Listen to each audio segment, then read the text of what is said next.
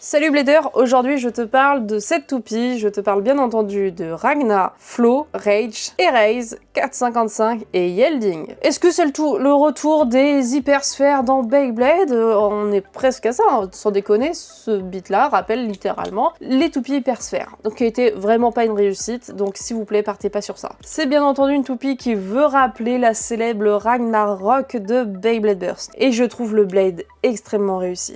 On n'est pas sur une réédition, on est sur un peu un remake, j'ai envie de dire, mais que ça soit les couleurs ou la forme, on est sur une toupie vraiment réussie. Et moi, personnellement, j'adore cette toupie. Ces couleurs sont incroyablement belles. Genre vraiment, tout s'harmonise parfaitement. Je trouve que le combo est vraiment très stylé. Et on va en parler tout de suite de son combo en partant du Blade. Et c'est un Blade qui est fantastique. De prime abord, on se dit que c'est un Blade qui est pas fou. C'est vraiment un Blade où on se dit, ouais bon, on le fout dans la catégorie mid, quoi. C'est vraiment pas un Blade de dingue. Et bah personnellement, je trouve que si. Genre vraiment, j'ai rien de particulier à dire sur cette toupie tellement que elle marche dans tout.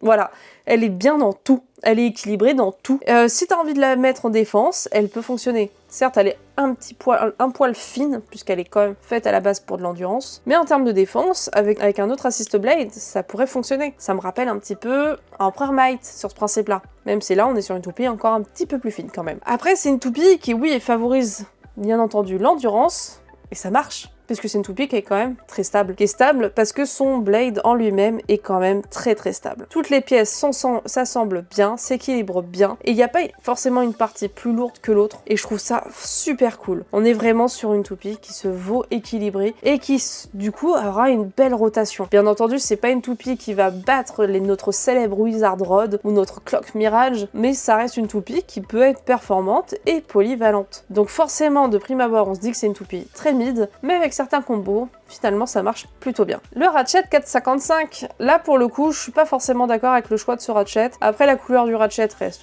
très belle, mais moi déjà je déteste les Ratchets où il y a un rond au milieu, ce truc là, le truc blanc, je trouve que c'est pas top, l'assemblage avec la toupie se fait pas forcément bien, j'apprécie pas. Après, la hauteur 55, on est content. La partie 4, ça semble plutôt bien avec le reste du Blade. Voilà, ça semble quand même plutôt bien. Autre, ajouter de la stabilité, ça rajoute surtout un gros potentiel de burst. En plus de ça, ces pièces-là ont tendance à burst très facilement. Moi, je suis vraiment pas convaincue par cette pièce.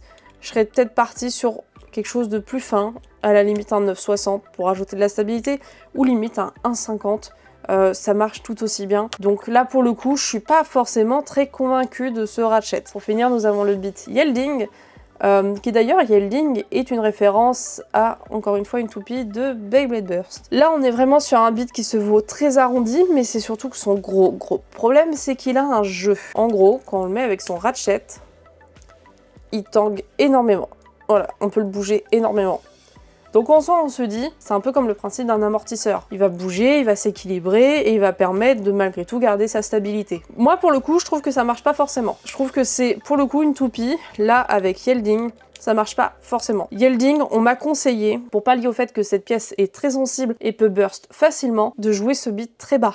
Donc c'est-à-dire sur des combos vraiment très bas, et que ça marcherait bien. Donc avec Lucie Louis, on a fait des essais, et effectivement ça marche très bien. Du coup le beat est beaucoup plus stable, vacille beaucoup moins, et du coup moins déséquilibré. Après, ça me rappelle un peu le jeu avec Elevate. Elevate, ça marche bien si on veut de la mobilité, et parfois Elevate, ça joue très bien aussi sur de l'esquive. Yelding, pour moi, reprend vraiment ce principe-là. Le seul problème que je lui trouve, c'est que du coup, quand il prend Legs Line, il apprend pas. Ça marche pas forcément très bien. Et du coup, je dirais que c'est un beat qui se veut mobile, à la même manière que Elevate. Du coup, c'est intéressant de le jouer dans ce principe-là, mais par contre sur un combo vraiment plus bas. Qu'est-ce que je pense de cette toupie? En fait, globalement, la review est très rapide de cette toupie. Pourquoi? Parce que j'ai rien de particulier à lui trouver. Elle est bonne dans à peu près tout, elle est assez polyvalente, et en plus de ça, elle est magnifique. Je dirais que c'est une toupie qui, pour le coup, de prime abord, on se dit ouais, bof, ok, cool. On s'attarde réellement dessus, qui peut ajouter quelque chose et qui a un petit peu de potentiel quand même. C'est une toupie qui se vaut mid, oui, mais qui est efficace malgré tout dans ce qu'elle est censée nous proposer. C'est une bonne toupie d'endurance. Après, c'est sûr qu'elle se fait bolosser par tous les autres toupies, ça c'est sûr et certain. Mais je pense qu'avec d'autres combos,